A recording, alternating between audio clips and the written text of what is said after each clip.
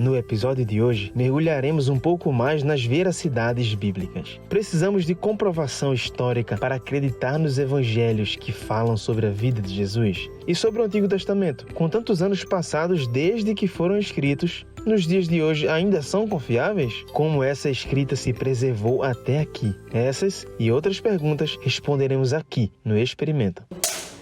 E aí, como vai você? Meu nome é Igor Rocha. Nasci em uma família cristã. Fui batizado ainda na infância, mas durante a minha adolescência eu percebi que existiam outros caminhos. Por isso, de repente, tudo aquilo que eu acreditava veio abaixo.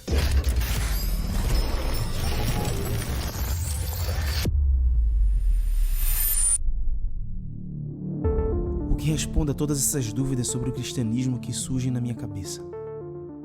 O que leva os meus amigos a pensarem diferente de mim? E se tudo que eu aprendi ao longo da vida foi baseado numa grande mentira? Nossas crenças determinam quem somos e definem como pensamos, sentimos e agimos. Só que, às vezes, passamos pela vida muito ocupados ou indiferentes e não nos damos a oportunidade de refletir sobre a origem do que nós cremos. É por isso que eu carrego em minha mochila esse caderno com os questionamentos que ajudaram a formar as minhas crenças. E esse programa está dedicado a responder cada uma dessas perguntas em cada episódio. E a pergunta de hoje é: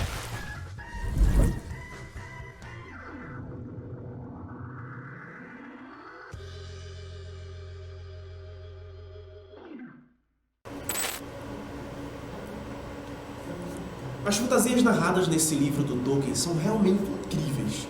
Mas apesar do começo da sua história ser claramente baseado na Bíblia, eu não posso simplesmente passar a acreditar que essas histórias aqui realmente aconteceram. Elfos, orcs, anões, isso daqui é falso. O Diário de Anne Frank. Uma menina escreve a sua rotina em um diário no meio de uma guerra que envolve o mundo inteiro. História real. Harry Potter e a Pedra Filosofal. Um garoto órfão descobre que é um bruxo e vai para a escola de magias mais famosa de um mundo desconhecido. Falso. O Milionário da Caverna. Adolescente milionário resolve não usufruir das riquezas e ir morar sozinho em uma caverna. História real. O que dizer da Bíblia? Deus dá uma ordem a um profeta para encher uma arca com todas as espécies de animais da terra. Outro profeta abre o mar vermelho com o poder de Deus. Fogo cai do céu e a ressurreição é real. E aí, será que podemos confiar nas histórias da Bíblia?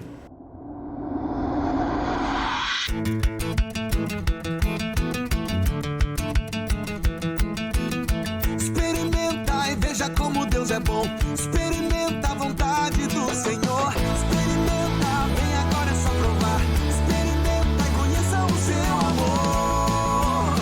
Experimenta, experimenta, experimenta, experimenta, experimenta.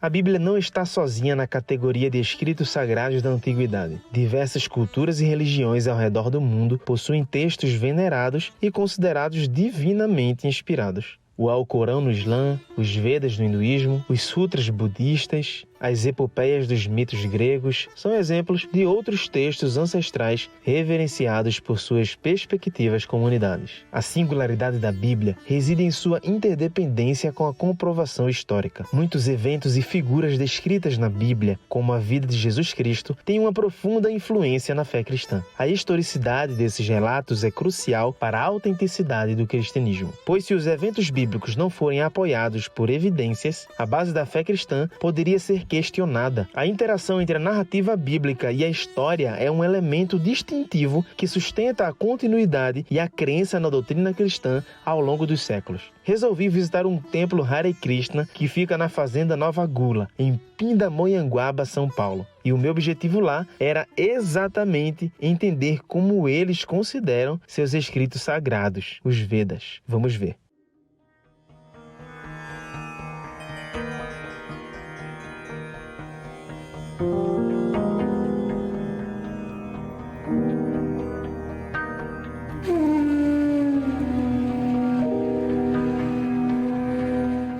são os Vedas? O que é que representa para vocês?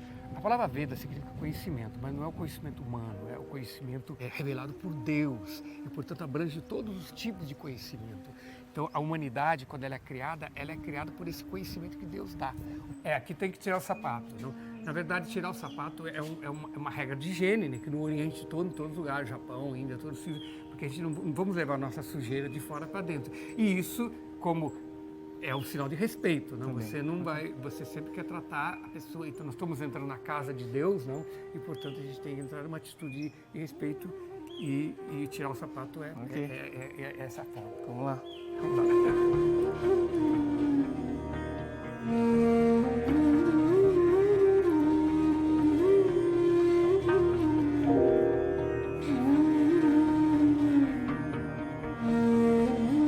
Nós cristãos, nós precisamos de uma comprovação histórica de que Jesus ele veio a essa terra, de fato, foi a Jerusalém e morreu. Nos Vedas, por exemplo, também funciona dessa forma? Sim, existem dois tipos de revelação. Existe a revelação dos Vedas originais, de onde vem todo outro conhecimento, e como os Vedas tratam sobre vários campos de conhecimento para que o ser humano possa evoluir em direção a ele, existem algumas tradições que vêm dos Vedas, que são explicações dos Vedas, que já entra na tradição mais religiosas e devocionais, que você vai ter uma relação com as encarnações de Deus. Então, quando entra na questão das encarnações de Deus, a questão histórica já é importante, porque essa realidade mítica, transcendente, que está além da criação, não dá para ser comprovada historicamente, mas a manifestação dela, que está sendo acessível para a nossa salvação, os representantes dela, eles têm que ser comprovados como sendo reais, para que a nossa fé e a nossa devoção por eles aconteça, porque não há possibilidade de haver devoção e fé sem conhecimento. Para acreditar nas ideias, é necessário ter, por exemplo, comprovações arqueológicas ou coisas desse tipo, ou é possível você acreditar, seguir, sem ter esse tipo de comprovação? Certo. Comprovações arqueológicas são importantes, isso ajuda muito, mas existem outros tipos de comprovações, como os Vedas, como ele trata sobre um outro tipo de conhecimento, o conhecimento de revelação. Então, às vezes, aquele conhecimento vem por uma intuição da alma, que independe de você comprovar ele cientificamente, através de evidências. Então, tem conhecimentos que a fé nos ajuda. Não é apenas uma questão de acredita, não, você também acredita a priori, mas você tem um processo para que você possa desenvolver a visão mística, para ter aquela visão que eles estão trazendo. E que no momento, como você não tem a visão deles, você tem que no momento aceitar a priori, até que você tenha a visão deles. Então, é a questão de que muitos conhecimentos não é o lado filosófico, racional ou científico que vai fazer você ter a relação com Deus. Esta fé é importante, mas em si você não vai conhecer Deus pela ciência ou pela filosofia ou pela lógica, é pela graça. E a graça, para chegar na graça você tem que começar pela fé. Diferente de outros escritos religiosos, a Bíblia depende intrinsecamente da veracidade histórica. Afinal de contas, se algum dia a humanidade descobrir e conseguir comprovar na história que Jesus nunca existiu, o cristianismo também deixa de existir. Então, vamos ao começo de tudo, como a Bíblia foi escrita. Estudiosos acreditam que o primeiro livro da Bíblia foi escrito por volta de 1400 a.C. Na época, esse livro teria sido escrito à mão em papiros. Os anos se passaram e muitos outros livros foram escritos. Atualmente, já não temos nenhum escrito original, apenas cópias de cópias. Inclusive, na antiguidade, quando novos impérios iam surgindo, novas versões iam aparecendo nas línguas atuais. Então, talvez agora venha uma pergunta crucial. Será que a versão bíblica que eu tenho hoje é uma versão bíblica confiável?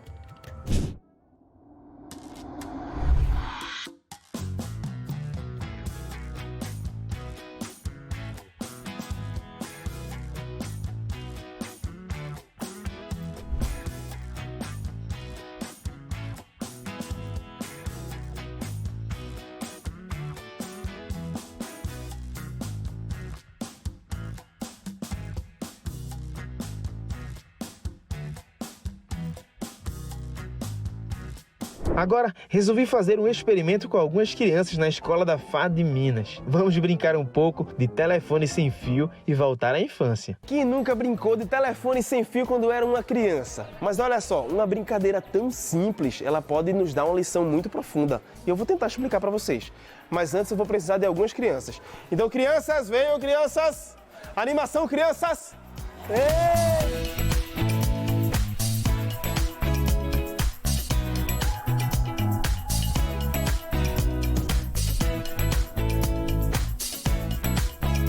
Quantos aqui já brincaram de telefone sem fio? Levanta a mão. Eu vou falar uma frase no ouvido do Samuel e aí ele vai sair passando aqui, ó. E depois, só que tem que falar baixinho para o amigo do lado não ouvir. E aí depois ela vai me dizer como é seu nome? Roberta. A Roberta, ela vai me dar o resultado do que foi que ela entendeu. Pode ser? Sim! Felizes? Sim! Animados? Sim! Muito? Então tá bom, então vamos começar. O elefante e a formiguinha são muito amigos.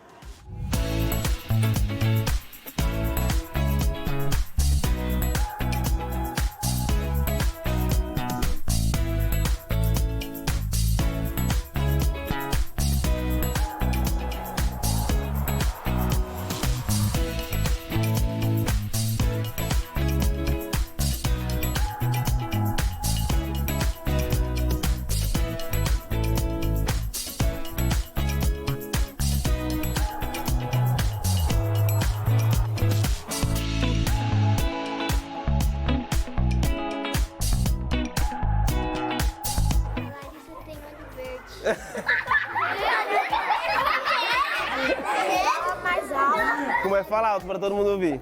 A Larissa tem olho verde. Ô, Samuel, o que foi que eu tinha falado no seu ouvido? O elefante e a formiguinha são muito amigos. Não tem nada a ver. Chegou aqui. A Larissa tem olho verde. Tem alguma Larissa aqui, não? Não. Nossa, não tem nem Larissa. Podia sair da sala. Nossa. Então, olha só, imagina só. Que aqui numa brincadeira tão simples como o telefone sem fio, a informação ela já mudou completamente. Agora imagina 40 autores de uma única Bíblia e a informação ela permanece a mesma. Vamos continuar experimentando sobre esse assunto. Sobre esse assunto eu vou conversar com o pós-doutor em teologia, Wilson Paroski. E vamos ver a resposta dele. Professor, a pergunta que eu tenho é a seguinte: será que hoje nós podemos confiar nos textos bíblicos? Será que aquilo que foi escrito no passado pelos profetas, pelos evangelistas, por exemplo, essa fidelidade ela permanece até o dia de hoje? Veja, a resposta é sim, seguramente. E com base em que nós fazemos essa afirmação? Com base nos manuscritos sobreviventes. No Novo Testamento, por exemplo, eu sou da área de Novo Testamento, eu vou falar mais da perspectiva de Novo Testamento, que é a minha área. O Novo Testamento foi escrito, todo ele, no 1º século, portanto, 2000 anos atrás. O Novo Testamento foi originariamente escrito em grego, que era a língua universal da época, mais ainda do que o inglês hoje em dia, para você ter uma ideia. Era a língua universal do mundo greco-romano. E nós temos, do Novo Testamento, milhares de manuscritos que sobreviveram. Nós não temos os manuscritos originais, é verdade. Por que não temos? Eles desapareceram, ou com o uso excessivo, ou talvez alguma catástrofe, um terremoto, um incêndio, uma inundação, mas antes que desaparecessem, eles foram copiados e nós temos hoje milhares de cópias. E quando nós comparamos então estas cópias que nós temos, nós podemos afirmar com segurança de que o texto foi preservado de forma íntegra. A cosmovisão bíblica foi preservada e nós podemos ter absoluta segurança disso. Deixa eu só mencionar um pequeno detalhe. Se nós compararmos o Novo Testamento com os clássicos, tanto gregos quanto romanos, por exemplo, nosso conhecimento das obras de Homero vem de um único manuscrito do século XIII da nossa era, mais de 2000 anos depois de Homero. E essa é a realidade da grande maioria dos autores clássicos. Nós temos poucos manuscritos e manuscritos muito distantes. separados dos originais por centenas de anos, em alguns casos mais de 1000 anos. Não é o caso do Novo Testamento. São milhares de cópias e algumas dessas cópias são muito próximas dos originais. A questão aí de 30 anos, 40 anos, como por exemplo um fragmento do Evangelho de João que é datado do ano 125 da nossa era. E quando comparamos essas cópias, embora encontraremos pequenas variações, essas variações são insignificantes, elas não afetam a integridade do texto, não afetam a integridade da mensagem cristã e das doutrinas bíblicas que nós encontramos no Novo Testamento. Nu saí do ventre da minha mãe, e nu tornarei para lá. O Senhor o deu, o Senhor o tomou. Louvado seja o nome do Senhor. Jó, capítulo 1, verso 21. Esse texto foi escrito no ano 500 a.C. O texto foi copiado e duplicado algumas vezes até chegar a 500 depois de Cristo. Agora imagine que a cópia mais antiga que temos é datada desse ano 500 depois de Cristo. Nesse caso, existem algumas formas de checar se o texto foi bem preservado. E a principal delas é a comparação. No próximo bloco, falaremos sobre as técnicas usadas para verificar as traduções de textos antigos. Falaremos também sobre a formação do cânon bíblico. Voltamos daqui a pouco, ok? Não sai daí!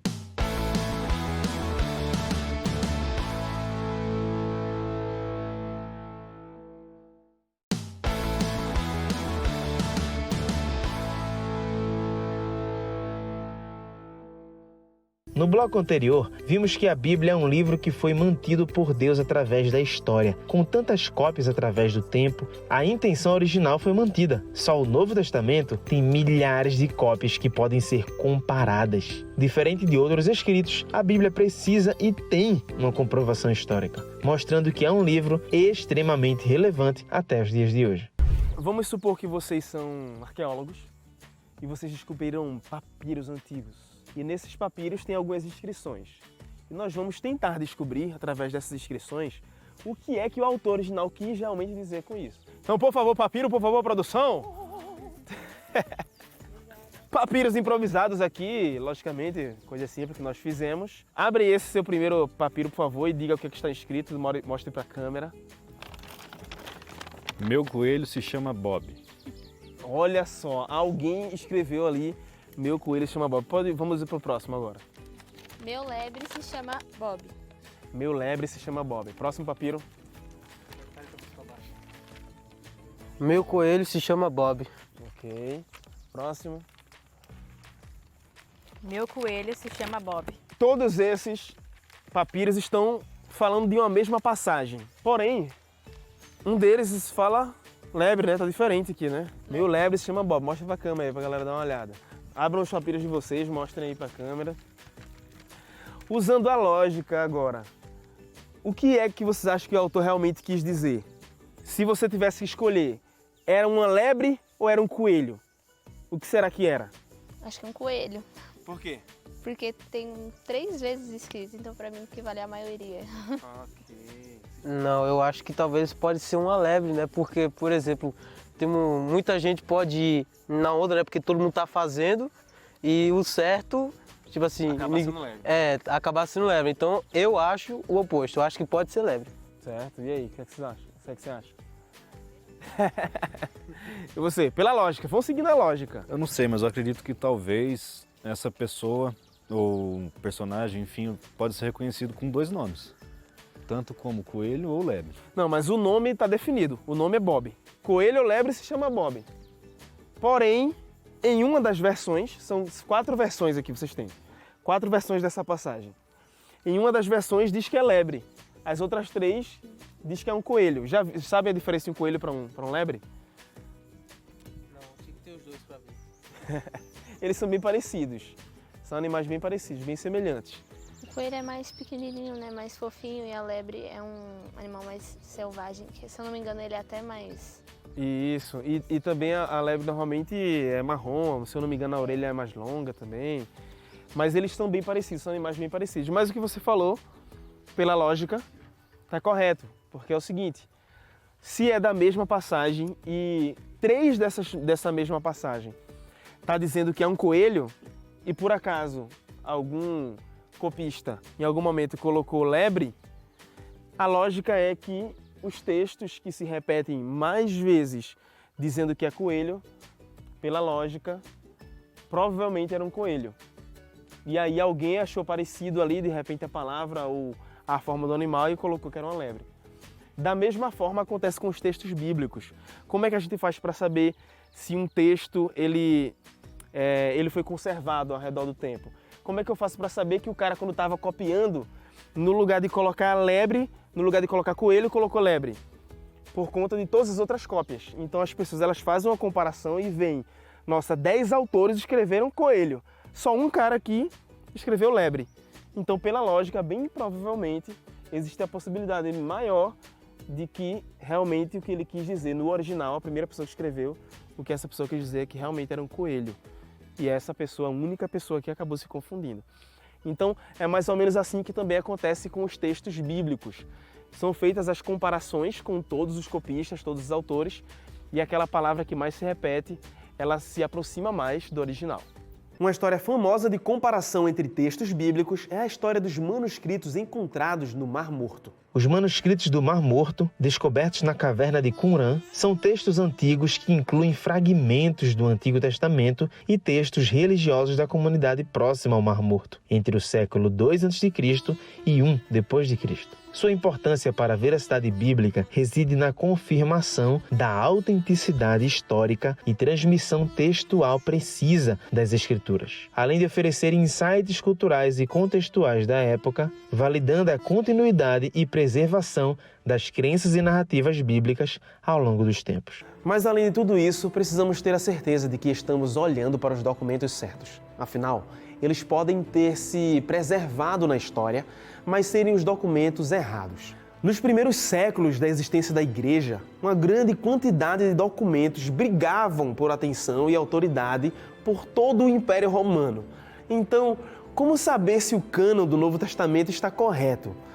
Vamos assumir apenas o Novo, já que o Antigo sempre foi quase universalmente aceito por todos.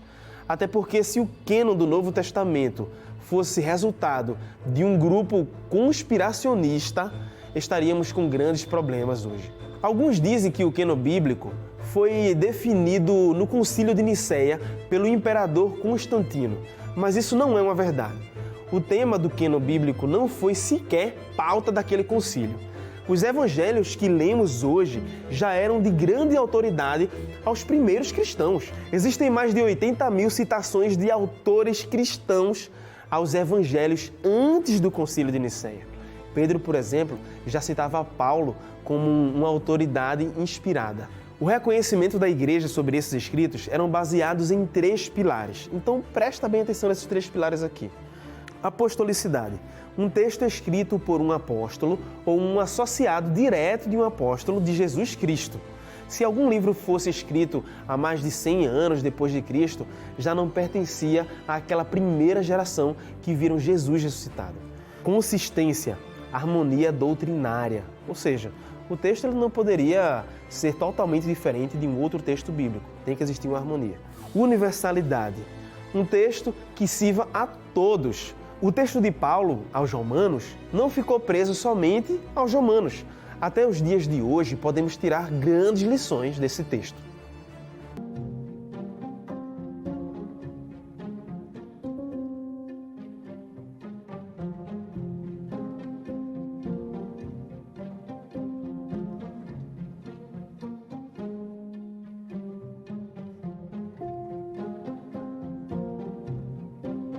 Em outras palavras, exploramos a resiliência da Bíblia ao longo dos séculos, através da preservação de inúmeras cópias que testemunham sua relevância contínua. A profusão de manuscritos emerge como uma prova tangível de sua autenticidade, enquanto os manuscritos do Mar Morto solidificam a fidelidade das Escrituras, fazendo uma importante ligação ao cenário histórico. Ao entrelaçar história e fé, a Bíblia transcende sua dimensão religiosa, tornando-se um elo duradouro entre o passado e o presente, uma fonte inesgotável da sabedoria e orientação. Então, experimente hoje crer na Bíblia. No próximo episódio falaremos sobre Jesus. Quem foi Jesus? Por onde ele andou? É possível saber se de fato ele existiu? No próximo episódio, aqui na TV Novo Tempo.